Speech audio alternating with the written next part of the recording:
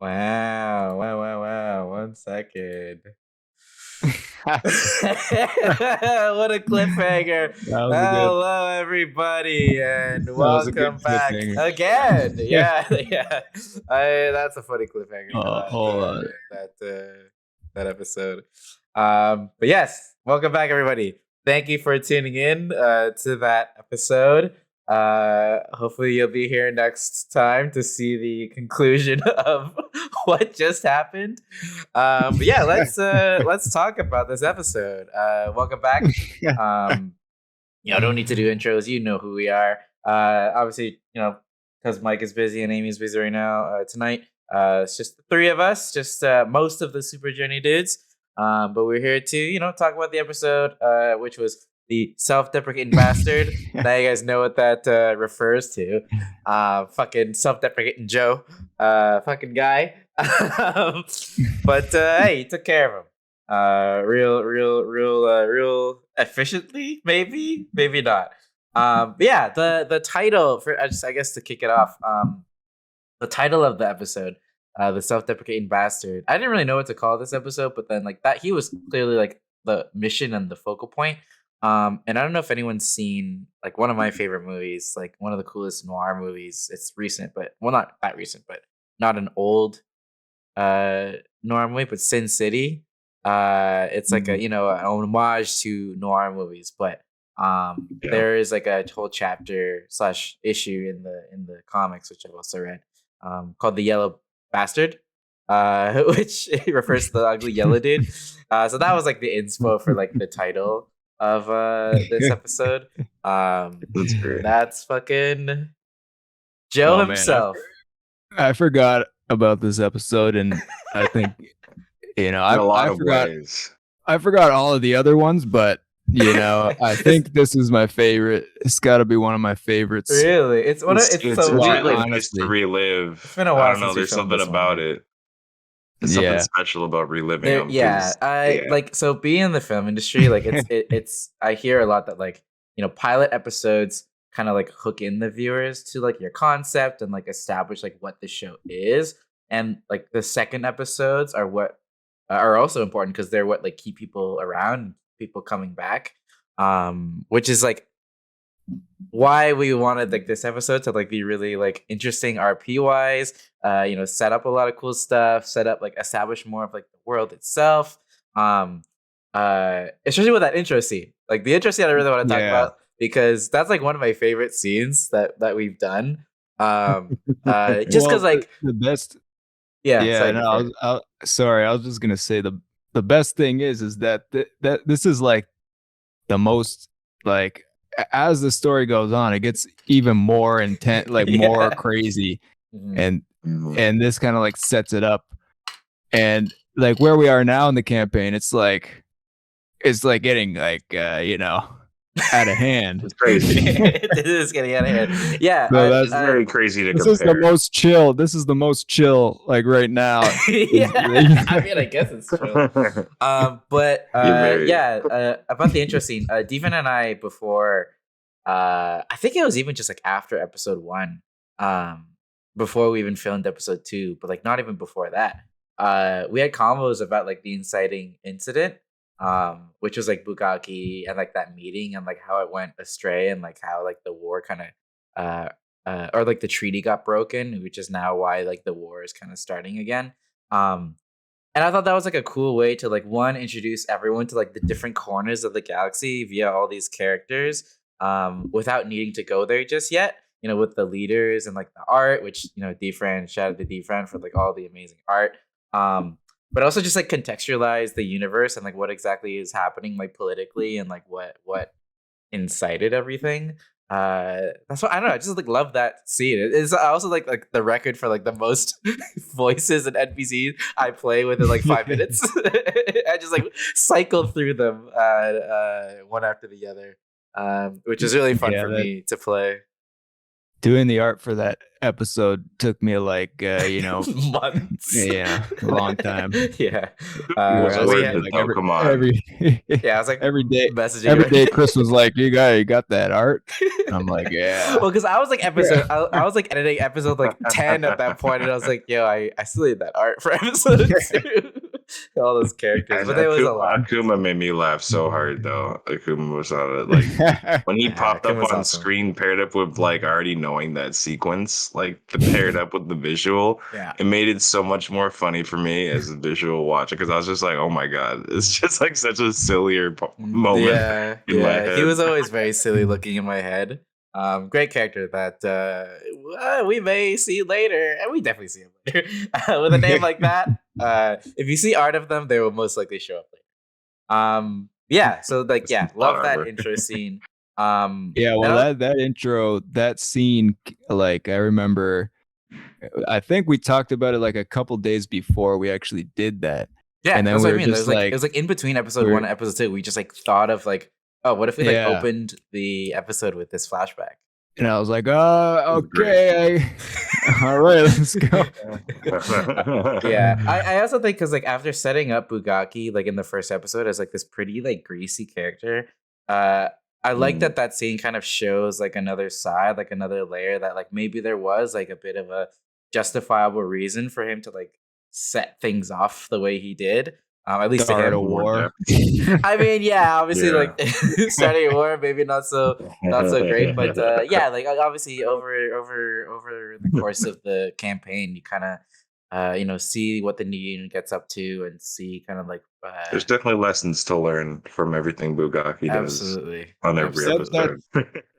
That's what I like about Bugaki, is because he's not you can't call him a good character, but you can't call him a bad. He's a very flawed character for like the best reasons. I get excited every time Bugaki has a conversation with someone, because I know it's going to progress the plot in some direction, and there's going to be a scenario from it, one way or another.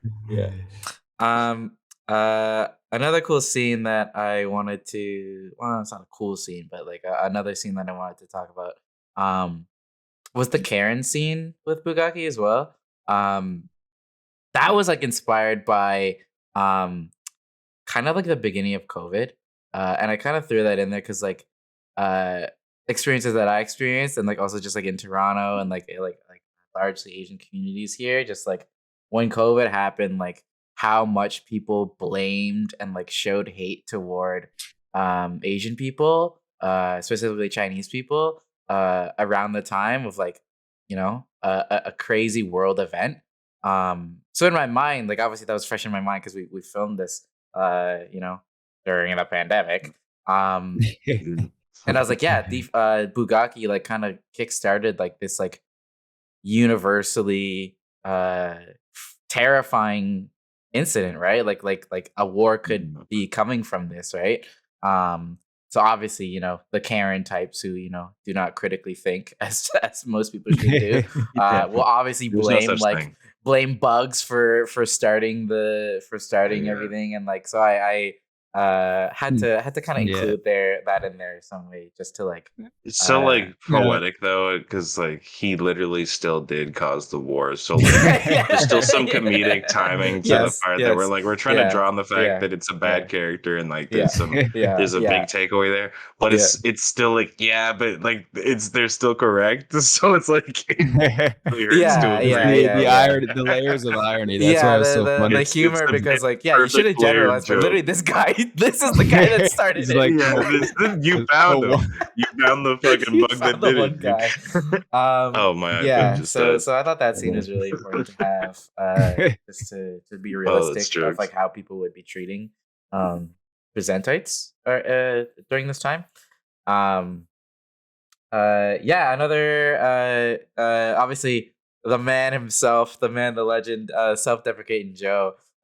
His whole interaction I love, but I thought like with the whole like name, so the whole concept of this episode I think spawned from just coming up with the name Self-Deprecating Joe, and I was like, okay, like they gotta like find this guy, and then obviously because this show is very inspired by Cowboy Bebop, there is that episode where like there is a character that does like reconstruction surgery, right? And he looks different. I think it's the guy that like smuggles the dogs or something. So those like ideas, those ideas kind of inspired like the self-deprecating Joe thing, and it was like it'd be cool to have like a detective-y episode where like you got to find out who this guy is. We don't know what he looks like, but like you have a hint that he's like self-deprecating Joe, and I thought that was obvious enough to give you guys a hint of like where to go and like who to look at. I'm so embarrassed about that personally. Nobody caught on. I misheard Chris the first time he introduced him, and I just went with it in my head as I thought it was self-defecating Joe, and I literally thought I was gonna have to look for someone who would like shit themselves. So I was like, I had a completely different criteria the entire time we were interrogating. So once he started doing all this self-deprecating stuff, I was like, oh, this guy's really hard done. But I was like, all right, well, I'm sorry you feel like that. I was continuously trying to drop hints and be like, do they get it yet? Like, this is the guy. Obviously, after a certain point, it was pretty obvious it was him. But I'm very surprised. I still had no idea the whole time. I just remember I knew it was like, you had to tell us. You told us. You're like, so that's why, and we were like, oh, okay. Bugaki's response after was like my genuine response, like, oh, that makes sense. Yeah, that's. As a GM, sometimes your hits hit and miss, and but a lot of times they miss. So it creates its own little. I feel like our not understanding of who he was also made us handle him a bit harsher. Oh yeah, you guys are so mean to him. Yeah, which is funny, like the good cop, bad cop situation. Good guy, bad cop. Yeah. Good guy, nice guy. Good guy, bad cop lines. Some of the best Bugaki lines started around here, though. Like, I think a lot of the characters that you like birthed, kind of like I could feel it really kicking off in this episode. Yeah, because like some of the stuff Bugaki says is just like once you hear it, you're like, oh, what the fuck? And it catches you off guard sometimes. Did any viewers catch on to the self-deprecating bit before it actually was revealed, or I'm just like that? I really don't doubt that we're probably just so far gone in the immersion that we were like, and also my mishearing. Yeah. When I was watching it the second time, I definitely caught on. Yeah. Hey, that's why you gotta rewatch the show. Rewatch every episode, catch the hints. It's kind of funny though, because it's kind of hard in those scenarios. Like as a player, like those are like the most anxious for me. Like I really get like I sit there and we're like we have to find somebody, and I love RPing, but like especially in this new playthrough compared to the other one, there's just like the fear of like really pissing off one of these like NPC type. Oh yeah, it could go sour, and like I feel like so many different like factions and things. Yeah, I feel like in D&D with all the roles and all the skills that you have, like it's like I feel like it's easier to roll your way through social situations. I felt like I had a bit more of a shield as Belmont, whereas like with Mikey Starhand, I feel a bit more mortal.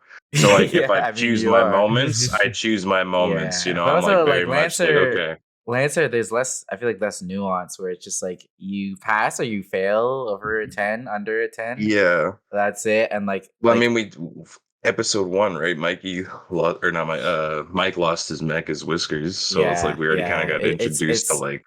It's very lethal, but I like that because with the world, I think the stakes are higher. It's a little more tense when you guys mess up or do things. That's why it makes every time Bugaki enters a scenario, it just gets aggro and starts talking to people. Those are so crazy to me because like technically Mikey is also kind of like backing him up, but me as a person, I'm still kind of like afraid. In those moments, I'm like, fuck, if we go too hard on this character, Chris could just flip the switch and we both like have a combat scenario on our hands. Good. That's the funny thing about Bugaki though, is that he's the opposite of that. Because and also me as a DM, I'm thinking like when I was DMing, I'm thinking like he's not gonna kill me now. Come on, you're not gonna kill. You wouldn't. But then it could happen. It could happen. Hey, but also it's funny that Bugaki is the type of character that would literally like he fought a war and then he jumped in a ship and survived. So he's like, the big bugger in the sky's got me. Yeah, he's still praying up there. Yeah. Did you guys have any particular favorite moments from the episode? That's so many. Well, even just like some of Whisker's lines were great. Where he's telling us we can go like window shop, kind of like a mother, which is just it's so nice. Yeah, it's you like, guys can go we don't shopping. have any money. He like realizes like, yeah, we should go shopping but normally that's what we do in our other playthrough. Like we would go spend our money, but we don't have any money in this playthrough. Yes. So like it's just a dream to go and look at it. Yeah. That's the vibe I wanted to simulate with like the Cowboy Bebop stuff, where it's like you guys are like scraping by barely. Like you guys can like repair your mechs and your parts and like maybe eat a bit, but like you guys do not have much money to spend, at least for now.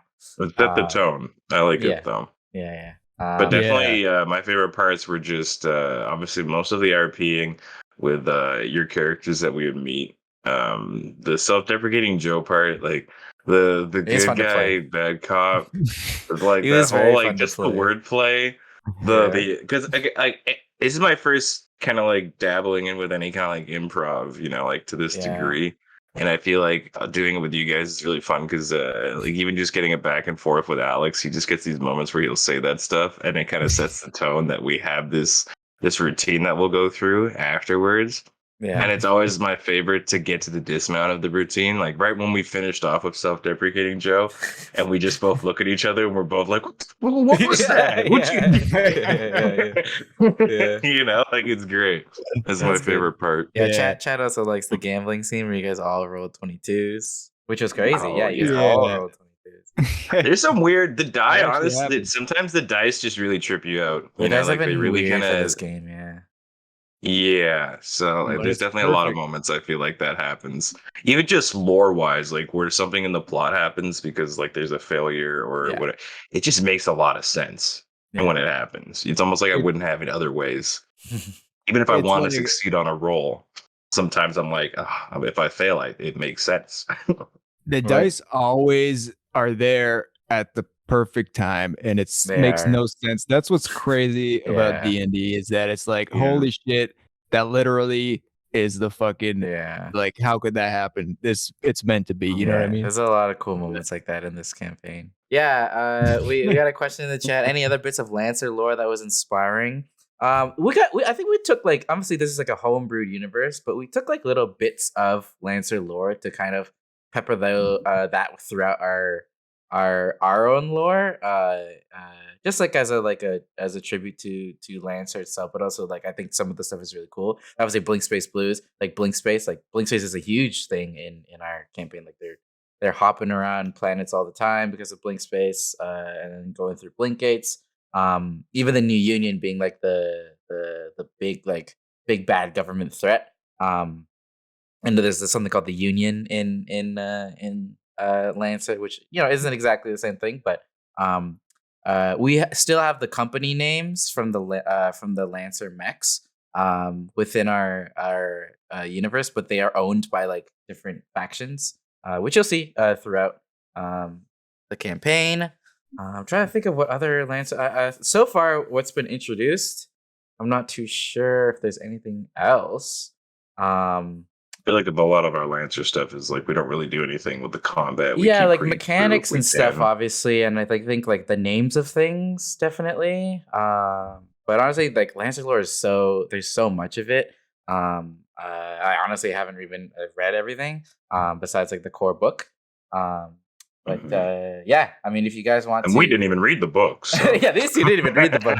But if you guys want to dive into like actual stuff using actual Lancer lore, there's a lot of cool other actual plays out there that do use that lore, which is cool. But Super Jerry dudes, we like to make our own universes and our own stories, and I think we've created like a very, very, very colorful, cool concept of our universe, and I'm very happy with it, and I'm very, very excited to explore it more with the coming episodes. You guys are so far just in a little corner of the galaxy right now. You guys have yet to explore so much of it. tiny little bits. Also, the map zooms are kind of cool. I like those little. I had to add those in because it goes with the sound effects too. Because they're very quick, and it's just like it swoops in, and it just reminds you that you're in this big vast space, like traveling, zipping I around. feel like I need to bring up the map more to just like gauge where you guys are in the universe and like remind people. It just shows how vast everything is. Because sometimes even when we talk, because we could bring out, we talk about the odd dollar or whatever, and that kind of felt like a nice little area. And then when we're outside, we're in this alley, we're trying to get out, and I could picture like the scene of like Bugaki pulling at him and him falling, and I can see it all in front of like everything that we kind of built there. But then it's cool because then you remember that you're going in the middle of space, zipping over this universe, going to another planet in like 2 seconds. Yeah. That's the thing that I'm really like happy with how we came together and created like all these, like we created the worlds and we created all this history too, where like, you know, Mikey has his history with his whole family history. Or I guess we didn't get into that, but then you know, Bugaki's got his whole history with his, you know. I'm excited for when we get into more of that, because then we can actually talk about some of the other. We did talk about the Jin Commanders, which I was like, oh, maybe I shouldn't have said that. Yeah, we did talk about the Jin Commanders at the beginning and how Bugaki's father, Cornelius Dingleberry, was an esteemed Jin Commander, and also the one who created the peace treaty that kind of kept peace for 30 years. But also that Whiskers' guardian was a Jin commander, and he fought alongside him in the war, and like that connection was nice for a bonding experience. And then you know, Mike created the whole, you know, like the familiar thing with like, you know, in the first place, like, you know, we really set the foundation for it. Yeah, we all contributed a little nugget of lore to this ever expanding universe. I think even the idea of the Jin Commanders was D-Friend's idea that was like kind of inspired by like Jedi, where it's like this like select faction of just like very powerful warriors that you know, fight for a good cause. And we'll learn more about these cool Jin Commanders later on. But don't want to spoil too much. There's a lot of cool stuff. Someone's asking like what other actual plays use actual. I'm actually not sure. I know there are a few. I know there are some that actually some of the people involved actually write for Lancer too. Like I don't Interpoint Station. I think maybe one of them. The Lancer. If you go to the Lancer Twitter and social media, they're constantly sharing some of that stuff. But you know, if you haven't played Lancer or you want to get into it, you know, this is a great way to like watching. This is a great way to learn. But also they actually just today dropped a new book, the Operation Solstice Reign, which you know, we're playing tomorrow and recording tomorrow, so we may start to pull from this new book. A little book once we do our next level up. So we'll see. Just need new stuff on my Mac. That's all I want. Episode 2, really great episode. It's been so long since we, so it was nice to like revisit it. Like, it truly a favorite of mine as well. But the adventure only gets wilder and wilder and scruffier and scruffier. We got some more questions here. Who is somebody? Did we answer these already? I think so. Okay. Why is he? We have one about the inspiration of the characters. Oh, the inspiration. I guess I could talk briefly about the inspiration. So I mean, Bugaki is a loose cannon just because it's fun to play. I think that's the main reason. It's a guilty pleasure of Alex's. And I think the funniest thing for me is playing a character that is you know, just kind of like a piece of shit, but also he's got a good heart. You know what I mean? Yes. He's not. Well, I love him. Piece of shit. He's a lovable piece of shit, and that's basically what. And it kind of came from a voice, and you know, like this kind of voice. And it's like, you know, all the worst qualities in a human being, but then you're like, you know what? I still love him. I don't know why.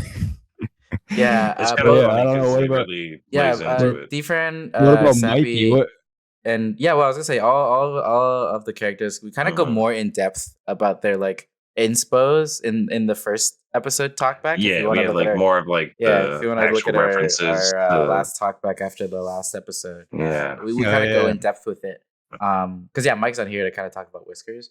But like, more of the inspiration for Mikey's there. But if you want anything, Mikey was probably just like, for me, my inspiration to want to play Mikey was because if you pay attention to like season 1, I played a character named Belmont, who, when I was talking to Alex, who GM'd it at the time, I remember I told him specifically I wanted to play a character that would have been like, not like necessarily the anti-hero, but would have been a conflicting character.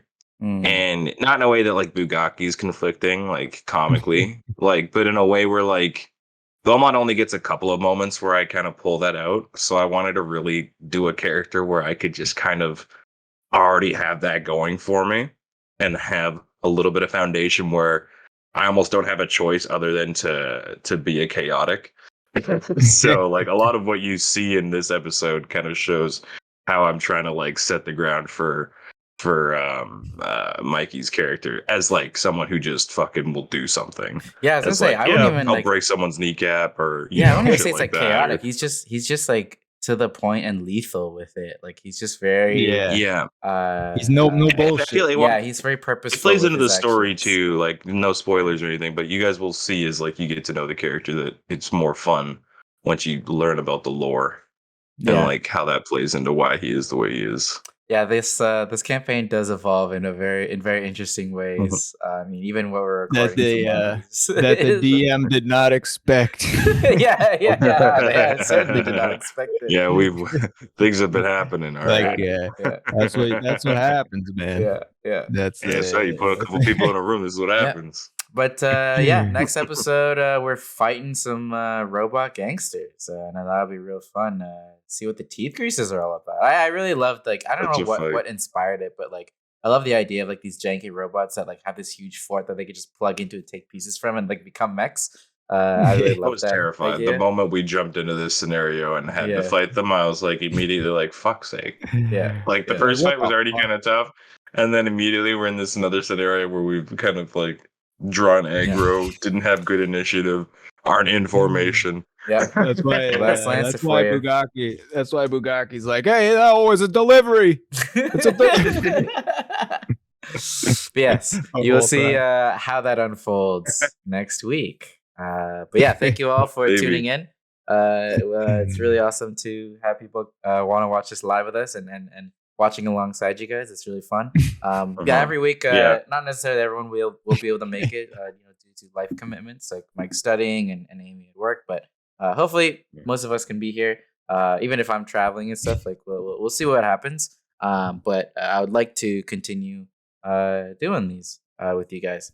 It's fun for me, even though we've recorded them. I just love reliving them. Well, yeah, because also you guys haven't seen them with like effects and music and stuff, and like, oh, what? So those music drops. Even hearing them again, I'm like, oh yeah. Literally, when I said something to self-deprecating Joe, like right when I say his name, and the music goes to like smoother, slower jazz, I was like, ooh. Yeah, that's my film degree. Me is like, I listen to music all the time, so I'm constantly trying to pay attention. So I have just like a pool of like, I have like a pool of royalty-free music from Incomtech that I choose from. But I feel like I have a good ear for like curating what goes where. Even when I did like live streams back in the day, like I feel like I know when to pick how to pick a good vibe for the scene.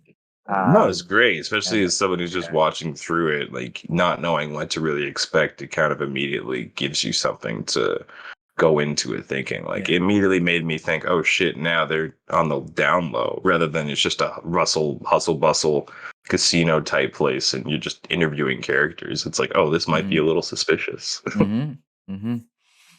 Anyways, more on this campaign next week. We will see you same time, same place, Monday, here on Twitch, for episode 3. So what's our sign outs? Over and out. Over and out. Yeah, that's what we. Over and out. Peace to the galaxy. Peace to the galaxy. Over and out. Episode 3. All right. See y'all. Thanks again. For tuning in.